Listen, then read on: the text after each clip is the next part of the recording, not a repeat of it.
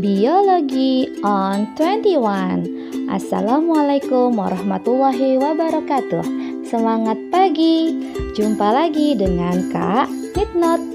Sebelum kita masuk materi, jangan lupa untuk subscribe, like, and share. Bismillahirrahmanirrahim. Kali ini kita akan mempelajari tentang sel. Iya, sel, bukan seluler HP ya, tapi sel. Apa itu sel? Atau ada berapa jenis sel? Ada yang tahu? Oh, sepertinya ada yang tahu, tapi juga ada yang tidak tahu. Oke, sebelum kita jawab, kita ikuti dulu sejarah penemuan dan perkembangan sel. Jadi, tertulislah dalam buku sejarah,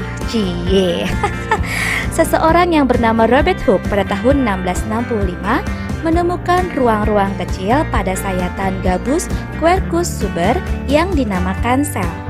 Seiring dengan perkembangan, lalu pada tahun 1874, seorang ilmuwan dari Jerman bernama Max Schwitzer menyatakan bahwa sel merupakan unit fungsional makhluk hidup. Nah, dari pernyataan kedua ilmuwan ini, dapatkah kamu menjawab apa itu sel? Oke, good job buat yang bisa menjawab. Yang belum bisa menjawab nggak apa-apa. Yuk kita pelajari bersama-sama tentang sel. Nah, sebetulnya di luar sana tuh banyak pengertian tentang sel. Cuma Kak Nitnot akan membawanya hanya 3 ya. Yang pertama, sel merupakan unit terkecil makhluk hidup yang dapat melaksanakan kehidupan. Lalu yang kedua, sel disebut sebagai satuan struktural terkecil makhluk hidup karena semua tubuh makhluk hidup tersusun atas sel-sel. Yang ketiga, sel disebut sebagai satuan fungsional terkecil makhluk hidup karena di dalam sel terjadi berbagai proses kehidupan. Lalu ada apa saja sih di dalam sel? Sel memiliki komponen kimiawi penyusun. Ada unsur dan ada senyawa. Unsur dibagi menjadi 2. Ada unsur makro, unsur-unsur yang ditemukan dalam jumlah banyak, diantaranya karbon, hidrogen, oksigen, nitrogen, kalsium, fosfor, dan sulfur. Untuk unsur mikro, yaitu unsur-unsur yang ditemukan dalam jumlah sedikit, ada ferum, klor, kalium, magnesium, iodin, dan unsur yang lain. Selain unsur, ada senyawa. Senyawa terbagi menjadi 2, senyawa organik dan anorganik. Senyawa organik terdiri dari karbohidrat, protein, lemak. Senyawa anorganik terdiri dari air, garam-garam mineral, dan gas. Itu adalah komponen kimiawi penyusun sel. Selain itu, ada apa lagi sih di dalam sel? Kita bahas satu persatu ya. Nah, ini Kak Nitnot akan membahas struktur sel tumbuhan. Nih, dikasih gambar. Gambar apa ini coba? Ya jelas lah sel tumbuhan. Tapi tahu dari mana ya kalau itu sel tumbuhan? Yuk kita lihat. Pertama, adanya vakuola. Apa itu vakuola? Vakuola merupakan ruang dalam sel yang berisi cairan. Cairan ini adalah air dan di dalamnya terlarut zat seperti enzim, lipid, alkaloid, garam mineral, asam, dan basa. Vakuola ditemukan pada semua sel tumbuhan. Akan tetapi jangan pernah berharap kamu bisa nemuin di sel hewan dan bakteri kecuali pada hewan uniseluler tingkat rendah. Vakuola terbagi menjadi 2 jenis, yaitu vakuola kontraktil dan vakuola non-kontraktil atau disebut vakuola makanan. Vakuola kontraktil berfungsi sebagai osmoregulator, yaitu pengatur nilai osmotik sel atau ekskresi. Vakuola non-kontraktil berfungsi untuk mencerna makanan dan mengedarkan hasil makanan. Selain vakuola, apalagi coba yang menjadi ciri khas dari sel tumbuhan? Ya, kloroplas. Kloroplas berfungsi sebagai tempat terjadinya fotosintesis yang menghasilkan makanan pada tanaman dengan merubah air dan karbon dioksida menjadi karbohidrat dan oksigen dengan bantuan sinar matahari. Nah, kamu bisa nggak bikin makanan sendiri seperti tumbuhan?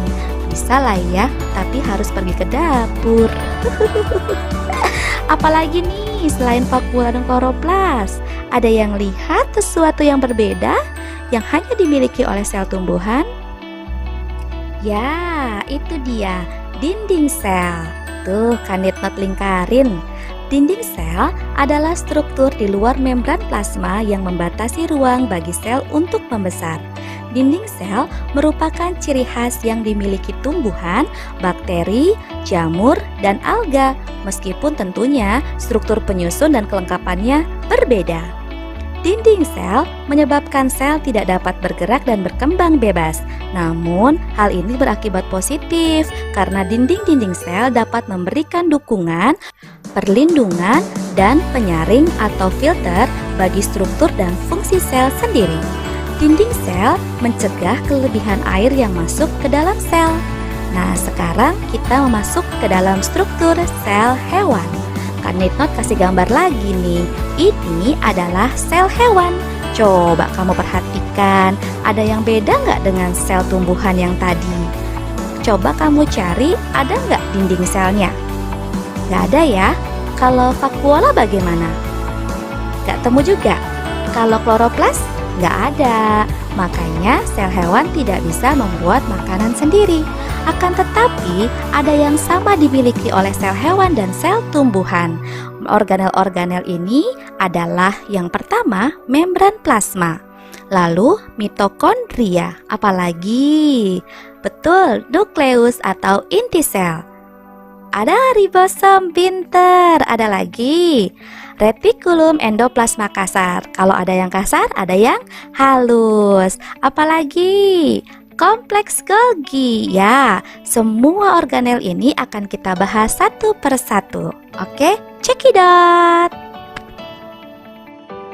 Organel yang pertama adalah membran plasma. Membran plasma berupa selaput tipis. Sifat dari membran plasma ini adalah selective permeable, yang artinya dapat dilalui oleh air dan zat-zat tertentu yang terlarut di dalamnya. Nih, Kanitnot kasih gambarnya membran plasma. Loh, katanya tadi tipis, tapi kok tebal? Iya, karena membran plasma mengandung kira-kira 50% lipid dan 50% protein. Lipid yang menyusun membran plasma terdiri atas fosfolipid dan sterol. Salah satu ujung fosfolipid bersifat mudah larut dalam air yang disebut dengan ujung polar. Bagian sterol bersifat tidak larut dalam air yang disebut dengan ujung non-polar. Sekarang kita masuk ya ke organel yang kedua, yaitu mitokondria. Mitokondria berbentuk bulat atau kapsul yang dibatasi oleh dua lapis membran. Membran luarnya licin, sedangkan membran yang dalam berkelok-kelok atau disebut juga dengan kristal yang berfungsi untuk memperluas permukaan. Biar nggak penasaran, Kak Nitnot kasih gambar juga nih mitokondria. Mitokondria mempunyai peran utamanya adalah sebagai pabrik yang memproduksi energi sel yang menghasilkan energi dalam bentuk ATP. Hayo, tadi dua organel sebelumnya apa? Ya, membran plasma dan mitokondria. Sekarang organel yang ketiga, yaitu inti sel. Inti sel atau di beberapa wacana kamu akan menemukan namanya adalah nukleus, adalah organel yang ditemukan pada sel eukariotik. Organel ini mengandung sebagian besar materi genetik sel dengan bentuk molekul DNA linier panjang yang membentuk kromosom bersama dengan beberapa jenis protein. Inti sel atau nukleus memiliki fungsi utama, yaitu untuk menjaga integritas gen-gen tersebut dan mengontrol aktivitas sel dengan mengelola ekspresi gen. Selain itu, nukleus juga berfungsi untuk mengorganisasikan gen saat terjadi pembelahan sel, memproduksi mRNA untuk mengkodekan protein sebagai tempat sintesis ribosom, tempat terjadinya replikasi dan transkripsi dari DNA, serta mengatur kapan dan di mana ekspresi gen harus dimulai, dijalankan, dan diakhiri. Mulai bingung ya karena ada kata-kata asing, ada DNA, ada mRNA, ada ekspresi gen, tapi nggak usah khawatir, akan Kanitnot bahas di materi berikutnya. Sampai di sini dulu ya video kita kali ini. Materi akan Kandit Note lanjut ke video berikutnya. Ikuti terus ya. Bye-bye. Wassalamualaikum warahmatullahi wabarakatuh.